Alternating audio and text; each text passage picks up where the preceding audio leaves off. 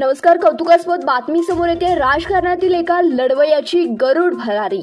राष्ट्रीय समाज पक्ष महाराष्ट्र प्रदेश उपाध्यक्षपदी सोमा आबा मोटे यांची नियुक्ती. राष्ट्रीय समाज पक्ष वाढवण्याकरिता तन मन धन अर्पण करणारे सोमा आबा मोटे यांची राष्ट्रीय समाज पक्ष महाराष्ट्र प्रदेश उपाध्यक्षपदी निवड करण्यात आली आहे.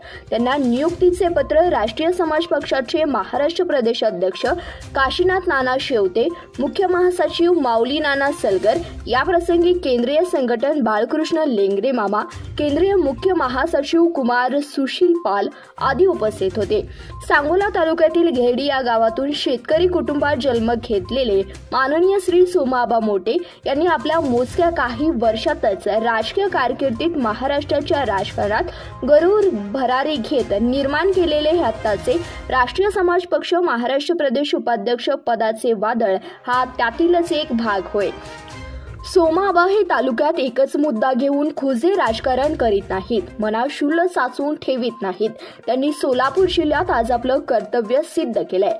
सांगोला तालुक्यासह सोलापूर जिल्ह्याचा चेहरा मोहरा बदलण्यासाठी काम करीत आहेत. याकरिता सर्वजण एकत्र येऊन काम करूया, यासाठी चांगल्या माणसांनी पुढे आलं पाहिजे अशी भूमिका घेणारे हे नेतृत्व आहे. त्यांच्या या स्वभावामुळे तरुणाई त्याची फॅन झाली आहे. कार्यकर्त्याला समजून घेणारा, त्यांच्या प्रत्येक सुखदुःखात सामील होणारा, अडचणी ऐकून घेऊन जेवढं शक्य होईल तेवढं सहकार्य मदत प्रामाणिकपणे करणारा हा नेता राजकारणात वस्ताद असला तरी सामाजिक जाणीव जपणारा संवेदनशील व्यक्तीही आहे. कठोर संघर्ष करून अहोरात्र कष्ट करून सर्वसामान्य जनतेच्या हक्कासाठी लढणारे सोमा आबा मोटे हे राजकीय क्षेत्रात गरुड भरारी घेताना सातत्याने दिसून येतात. राष्ट्रीय समाज पक्षाचे सर्वेसर्वा महादेव जानकर यांच्या मार्गदर्शनाखाली अनेक समाज उपयोगी काम केलं आहे.